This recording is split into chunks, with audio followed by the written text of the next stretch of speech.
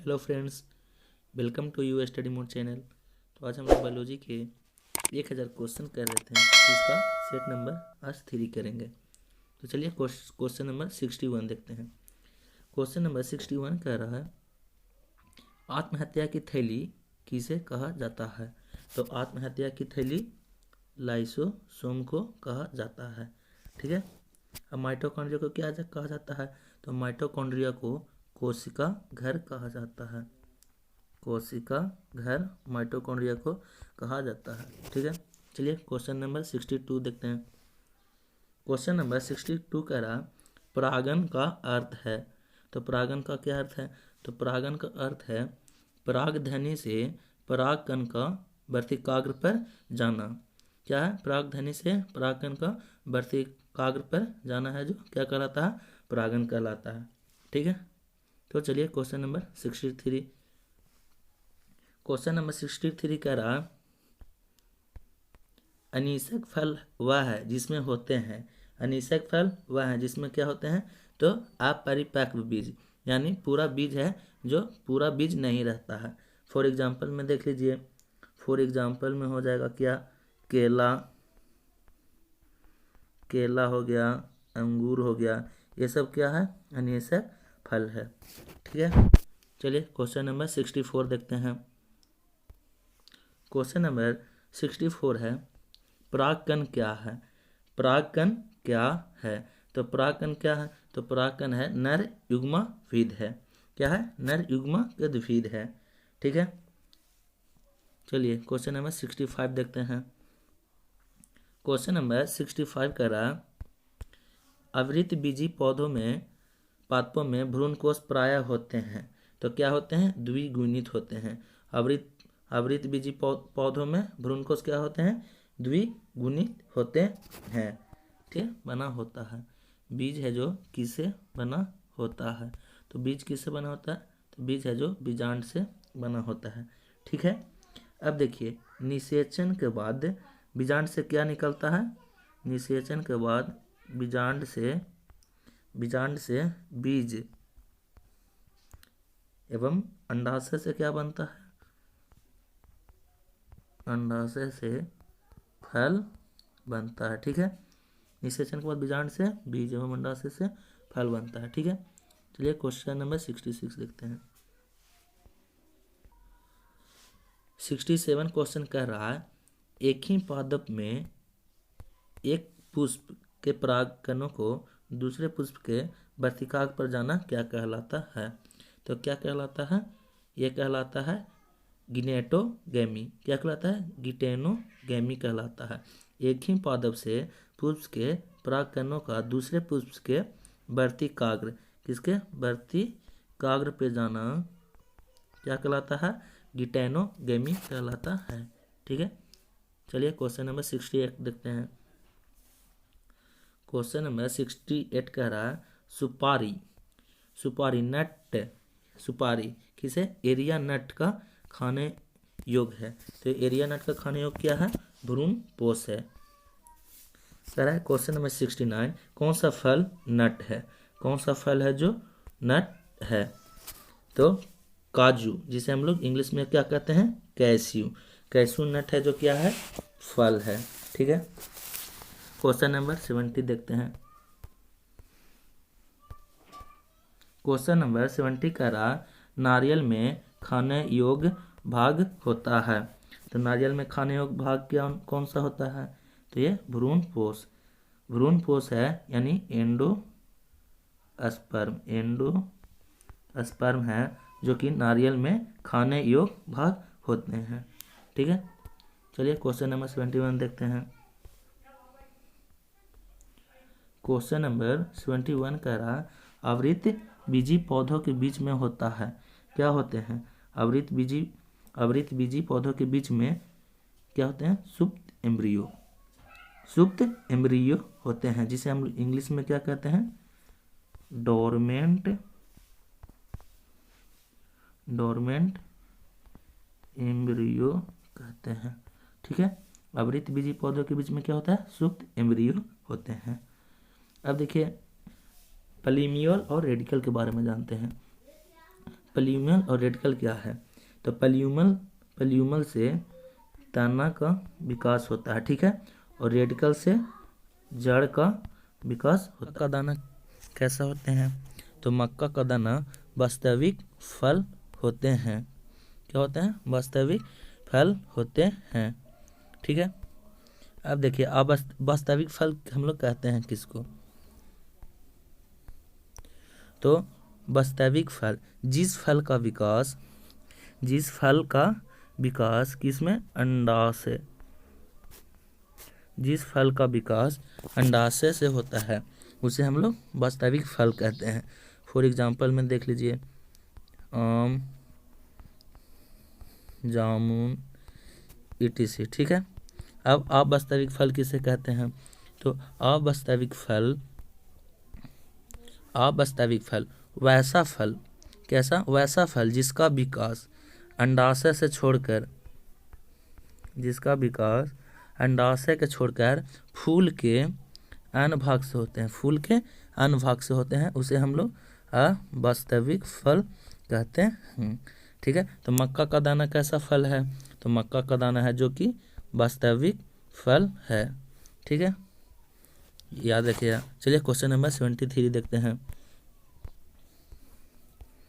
Question number 73 कह रहा, एक सच्चा फल होते हैं।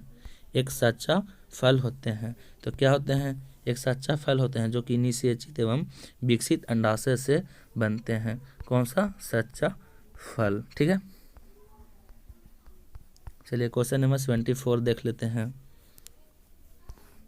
क्वेश्चन नंबर 74 कह रहा है कि कटहल में खाने योग्य भाग होता है, यानी मांसल का खाने योग्य भाग होता है।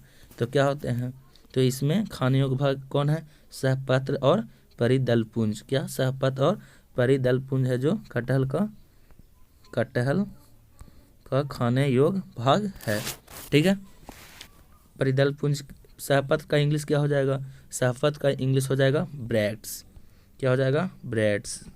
और परिदलपुंज का इंग्लिश क्या हो जाएगा? इसका हो जाएगा पेरीनेथ। क्या हो जाएगा? पेरीनेथ, ठीक है। चलिए क्वेश्चन नंबर 75 देखते हैं। क्वेश्चन नंबर 75 कह रहा है, अधिकांश पादप वायरस में जेनेटिक पदार्थ होते हैं। तो अधिकांश पौधे में क्या, कौन से पदार्थ होते हैं? तो यहाँ ऑप्शन है DNA, RNA, प्रोटीन या लाइसोसोम। तो क्या हो जाएगा? अधिकांश पादप में कौन से होते हैं? यहाँ अधिकांश पादप में RNA, यानी ऑप्शन नंबर बी RNA होते हैं। RNA का पूरा नाम जान लीजिए। RNA का पूरा नाम राइबो न्यूक्लिक एसिड होते हैं, ठीक है, ठीक है। और राइबो, और कुछ जान लीजिए RNA के बारे में। RNA है जो कि राइबोसोम को प्रकाश संश्लेषण में मदद करता है। कौन? RNA है जो राइबोसोम को प्रकाश संश्लेषण में मदद करता है। अब DNA के बारे में कुछ जान लेते हैं। तो DNA है जो DNA है जो क्या है? DNA का पूरा नाम डीऑक्सी राइबो न्यूक्लिक एसिड होते हैं। क्या? DNA का पूरा नाम डीऑक्सी राइबो न्यूक्लिक एसिड होते हैं। 1953 में कितना? 1953 में वाटसन एवं क्रिक ने DNA के डबल हेलिक्स संरचना का खोज किए थे, ठीक है। इसलिए इनको वाटसन एवं क्रिक को 1962 में नोबेल पुरस्कार मिला। नोबेल पुरस्कार वाटसन एवं क्रिक को कितना में मिला? 1962 में, ठीक है। वायरस में आनुवंशिकी पदार्थ होते हैं। तो जंतु वायरस में आनुवंशिकी पदार्थ किस रूप में होते हैं? तो वो DNA के रूप में होते हैं, ठीक है। चलिए क्वेश्चन नंबर 77 देखते हैं। 77 का रहा, प्रतिजैविक औषधि अधिकतर किसमें मिलती है? प्रतिजैविक औषधि अधिकतर किस में मिलती है? तो किस में मिलती है? तो यह जीवाणु में मिलती है। प्रतिजैविक औषधि अधिकतर किस में मिलती है? जीवाणु में मिलती है। ठीक है। अब देखिए इस शैवाल के बारे में कुछ जान लेते हैं। शैवाल है जो कि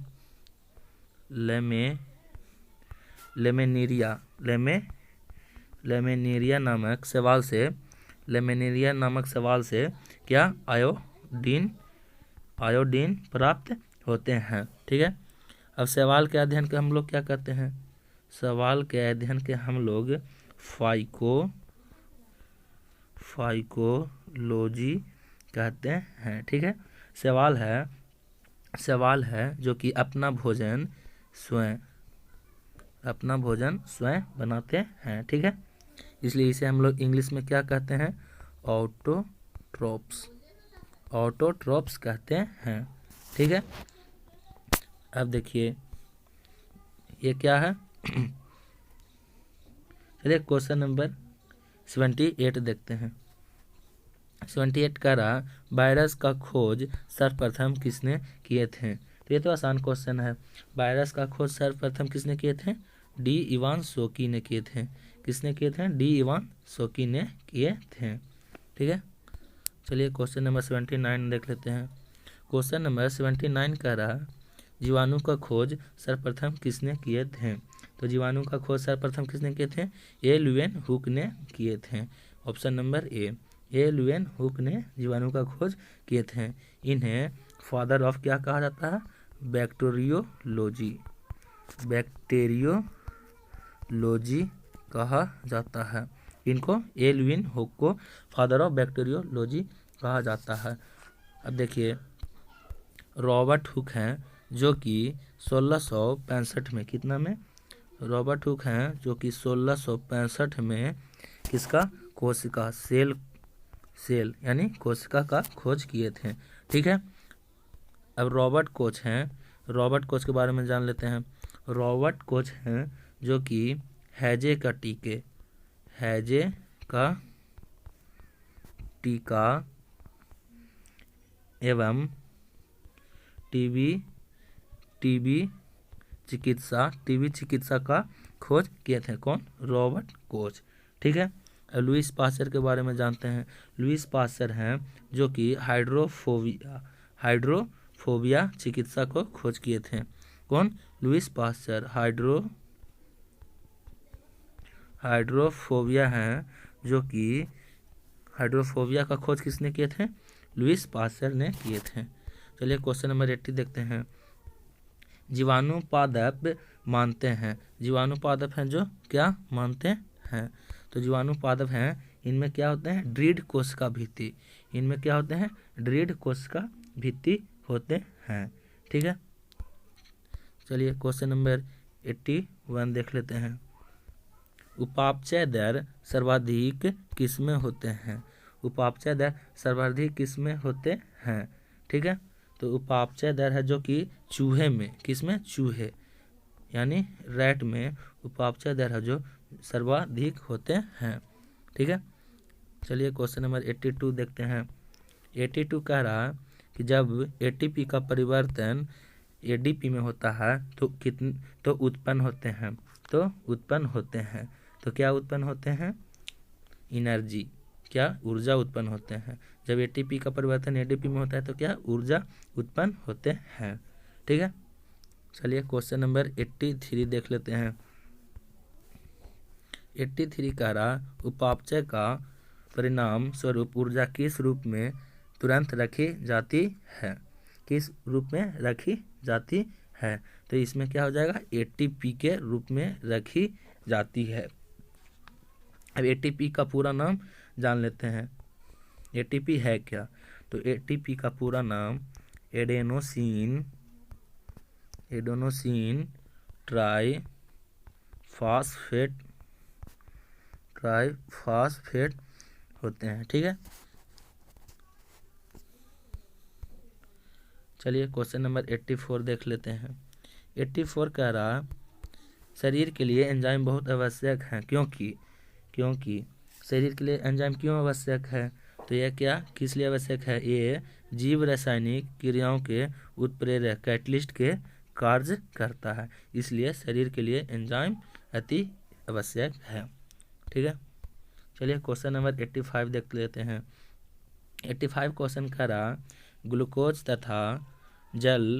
के जल तथा CO2 के पूर्ण अपघटन में ATP अणु उत्पन्न होते हैं। कितने अणु उत्पन्न होते हैं?